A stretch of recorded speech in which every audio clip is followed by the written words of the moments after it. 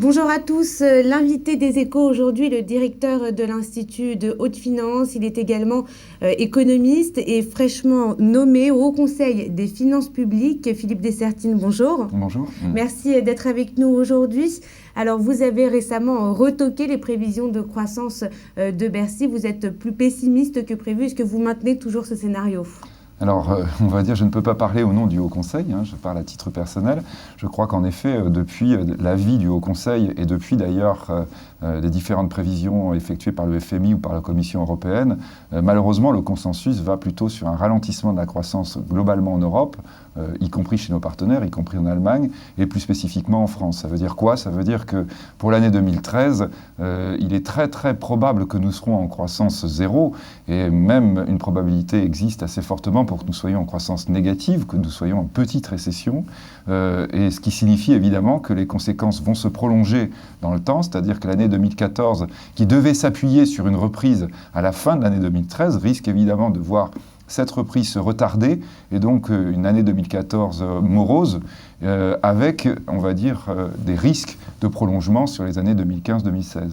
Alors, entre la consommation et la consommation des ménages, l'investissement des entreprises, à quel niveau êtes-vous le plus optimiste ? Qu'est-ce qui va permettre finalement de limiter la casse ?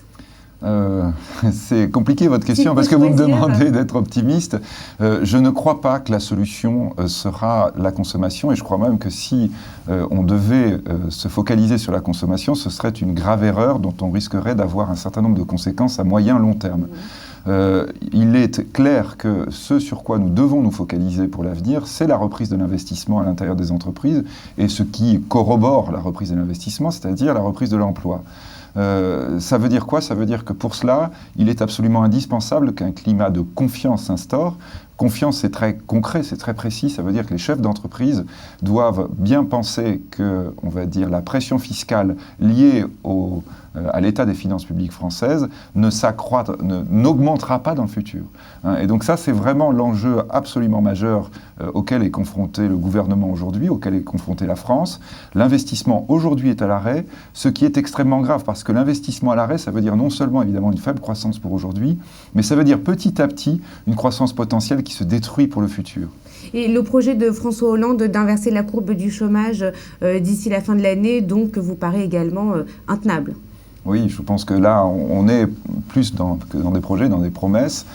Aujourd'hui, nous ne sommes pas dans cette situation. Il est évident que plus le chômage s'accroît fort, plus à un moment donné, nous allons atteindre un palier, mais on ne peut pas considérer que c'est quelque chose de positif. C'est presque mécanique. Au bout d'un certain temps, on ne pourra pas aller au-delà, en tout cas on l'espère, parce que sinon, ça voudrait dire vraiment que la crise deviendrait de plus en plus grave pour l'économie française, là, avec des conséquences durables qui pourraient être de plus en plus lourdes. Donc, on risque d'avoir un ralentissement mécanique, puisque nous avons un tel accroissement qu'évidemment, au bout d'un certain temps, la croissance du chômage va cesser, mais néanmoins, nous ne sommes pas encore très loin de là dans une situation de reprise de l'emploi.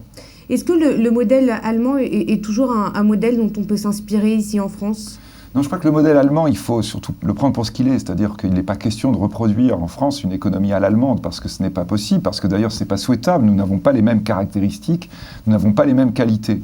En revanche, ce qui est intéressant dans l'Allemagne, c'est la manière dont l'Allemagne a regardé ces difficultés de l'époque, et là évidemment ça nous remonte un peu loin dans le temps, ce qui signifie que la gestion de la crise elle est durable, c'est-à-dire un déficit à l'époque très très lourd. L'Allemagne avait 9% de PIB de déficit, il faut le rappeler, elle était dans une situation de balance déficitaire, de très très gros déficit public. C'est donc c'est le courage politique qui nous manque pour mener ces réformes ? Oui, on peut l'appeler comme ça, ou en tout cas l'obligation. Quand on dit courage politique, je crois que c'est même un courage plus général de la société française. Les politiques en sont en général le reflet d'une société. La société française doit concevoir qu'aujourd'hui elle est dans une situation qui est intenable à terme. Et donc il y a un énorme changement à faire, qui n'est pas forcément toujours un changement agréable, c'est clair, mais qui n'est pas non plus uniquement un changement douloureux. C'est vraiment une modification profonde de nos références qui doivent permettre justement de dire maintenant, nous réunissons les différentes solutions pour que demain, l'économie française redémarre vraiment en confiance. Elle a des capacités, nous sommes positionnés sur un certain nombre de secteurs d'avenir qui doivent nous permettre très vite de rebondir. Mais ça signifie que pour cela, il faut que la confiance soit revenue. Pour le moment, c'est très clair, elle n'est pas là. Et le fait que Bruxelles ait récemment donné 2 ans supplémentaires à la France pour réduire son déficit public, là aussi c'est un cadeau, mais c'est également un signe de perte de confiance? Non, je crois que ce n'est pas un cadeau. Bruxelles n'a pas le choix. Bruxelles voit bien que la France aujourd'hui est enlisée dans une situation qui est extrêmement compliquée. L'Europe, et il faut rappeler, Bruxelles, c'est la France aussi. C'est-à-dire Bruxelles n'est pas une entité qui existe en dehors de nous. Nous sommes à Bruxelles aussi. Et l'Europe a besoin de la France, a besoin d'une France qui soit réellement forte, qui soit réellement moteur. Et donc par conséquent, quand la France est enlisée, eh bien il faut absolument qu'elle se désenlise. Et ça, Bruxelles dit, s'il vous faut 2 ans, on vous les laisse.